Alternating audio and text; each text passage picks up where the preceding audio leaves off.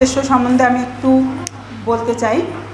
আমাদের আজকের লক্ষ্য উদ্দেশ্য, আমি কয়েকটা উদ্দেশ্য নিয়ে এই প্রোগ্রামটা আয়োজন করেছি। প্রথম উদ্দেশ্য হচ্ছে উদ্যোক্তাগণের পরিচিতি তৈরি করা। আমরা একে অপরকে যাতে চিনি, যাকে চিনি তার কাছে কিনি, এরকম একটা আমাদের অর্থনীতিতে কথা আছে। আবার আমাদের অর্থনীতিতে আরেকটা কথা আছে যে প্রচারেই প্রসার। এই কথা দুটোকে সামনে রেখে, যেহেতু আমি অর্থনীতি পড়াই, সেই জন্য আত্মকর্মসংস্থান এবং মানব সম্পদ একটি দেশে তৈরি করতে কতটা ভূমিকা পালন করে সেটা নিয়ে আমি পড়াশোনা করাই। এই জন্য আমার এই কাজটা করা।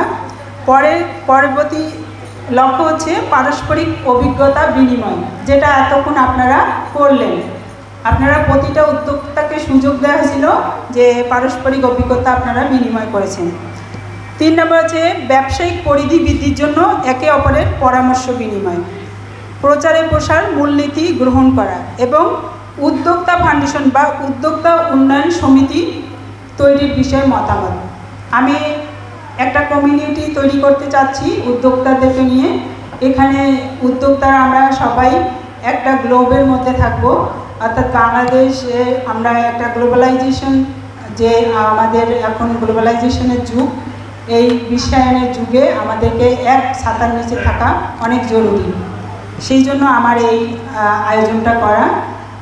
আমি জানি না কতটা সফল হব, তবে আমি চেষ্টা করব।